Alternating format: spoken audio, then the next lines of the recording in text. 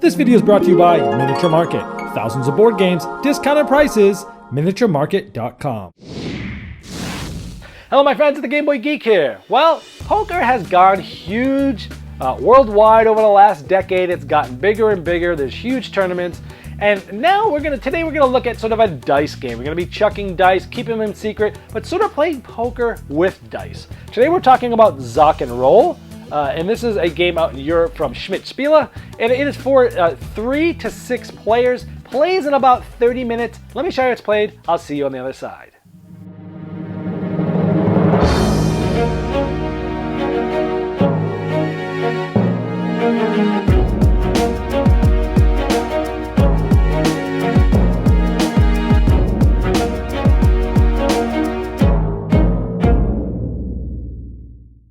Zock and Roll is played over multiple rounds. Everyone starts with a board with a specific color and 2 dice with that color. There's 3 white dice that start out in the middle at the beginning of the round. How a round works is this. Well, every player is going to take their 2 dice and they're going to roll them into their cup. Now you might be able to see there I have a 5 and a 6. You can look through there. I love this little cup thing that you can look through. Interesting little thing there. Now, one person to lead for the round is going to roll the 3 dice. This is like poker. This would be like the first 3 cards that come up in Texas Hold'em poker. It would be sort of like the flop, as they call it. So it's a 4 and 4 and 6. So right now I can look at this and say, I have 1 pair between the 2 6s. Do I want to either think I have something good enough? Actually, I have 2 pairs. I have the 6s and the 4s are out there. I have 2 pairs. I might want to stay in. So going around with this person that rolled the dice and going around clockwise, everyone will say whether they're in or they're out. If they're in, they stay in. If they're out, they immediately would open their dice and say what they have. So right here I have 2 pair. So they would come over here to the 2 pair, which is right here. 2 1s, 2 2s. It doesn't have to be these numbers. It's just, this shows 2 pair. I would cross this off. Now, the first round, this was the first round, and if I jumped out, I would get to mark this off too, and this is 1 point. You actually get some points for not gambling if you think you don't have anything good, but in this case, I have something good, so I'm gonna actually stay here. Now, then we go around the corner, around the table, and everybody says whether they're in or out, doing what I just said, either just staying in or going out and marking that they've gone out in the first round, getting a bonus point at the end of the game, and marking what they have. And then the start player will, when it comes back to him, he'll roll the another dice. Now there's the 3 4 4 6, and everyone has the same choice going clockwise. They can either stay or they go. Now this time, if you go, and I put this out here, and I still just have 2 pair, I would mark off 2 pair. But I would not get the extra bonus point because I didn't leave during the first round. So you're sort of gambling to see, should I get out early and just take some extra points, or should I stay in for the whole thing? Now, if this will go around again, if I'm still in, the last dice, the river would come, and then we'd see this. So we have 2, 3, 4, 4, 6. So at the end, everyone had stayed in, so they must open their cups. And now I have 2, 3, 4, 5, 6. I have basically the straight. Now, if I had the best hand at the end of the 3rd round, I would get this, and I would get this, which is the best hand in the 3rd round. This is going to be worth bonus points equal to however many players are in the game for every dot that's here. So if we were playing a 5-player game, this dot's going to be worth 5 every time I put a dot there. This one's already worth 6. So if I had bowed out at the beginning, I had 2 pairs, if you remember, and this would have been 3, 4 points. I stayed in, I gambled, and I got 6. This is 5 because there's 5 players. I actually got 11, so I was really good. But if somebody else had a better hand than me, on the last round, I don't get to mark anything off. So that's the gambles. If I want to stay to the 3rd round, only the person has the best or tied for the best. Meaning if someone else had, 4 of a kind or 5 of a kind, they would get to mark that and I would get nothing.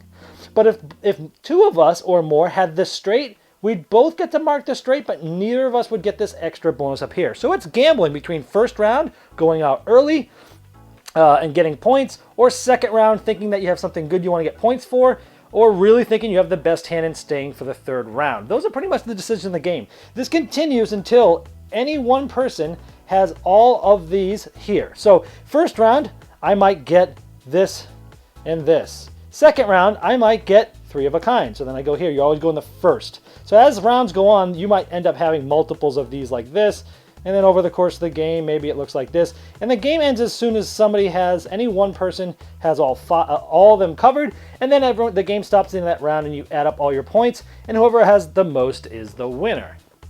Now, once you know the game, you actually get a third die to roll into your cup. And there's many more combinations, right? So you have the 2, 3, 4, 5, a small straight, 3 of a kind, full house, 3 pair. So there's just a lot more combinations and things to do, and the point skill as well. And it's not that much more difficult. I would pretty much always play on this side, but the rest of the rules are the same. Whoever has the most points at the end is the winner. Well, I used to like poker and play it a lot, and so anytime I see dice versions of this, I always am quite interested in this game. And so this is it looks sort of like, poker meets Yahtzee. Maybe there's some bluffing involved. So I was interested in grabbing a copy of this and taking a look at it. Now the game it's pretty much a family game. I mean, it's not heavy. You can teach it really quickly. It's very easy.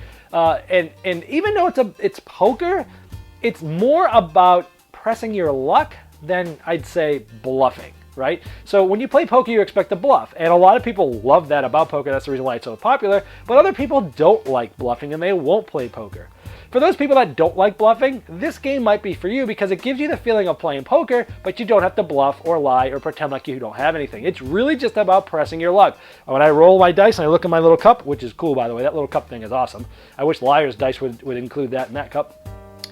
When you look in your cup and you're looking at what's rolled, for everybody, and you're trying to gauge, okay, well, how good is this hand? Do I want to bow out early and take the easy points, the guaranteed points, or do I want to try to push my luck and go to the next level? Next level comes up, okay, do I just want to take what I got now and get the points, or do I really think I'm going to have the best hand?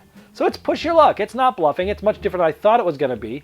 I was expecting a bluffing game, and I didn't get that. It's an okay game. It's fine for families that want to roll dice and play sort of a poker game without bluffing.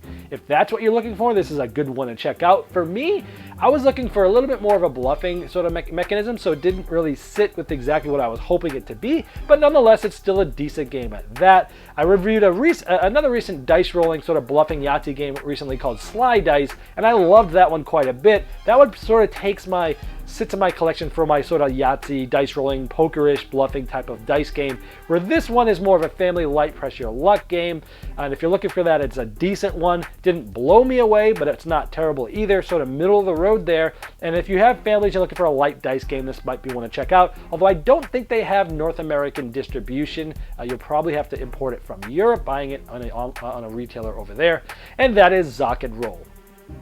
This video was sponsored by Miniature Market's Review Corner. The Review Corner features podcasts, video, and written game reviews by gamers for gamers. Miniature Market, the online gaming superstore. Thousands of board games, discounted prices. Check them out at miniaturemarket.com.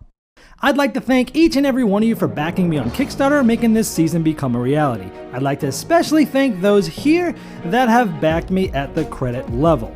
Now, these video reviews are also available by audio on our podcast. It's the intros and the final thoughts on GameBoyGeek.com. Click podcast.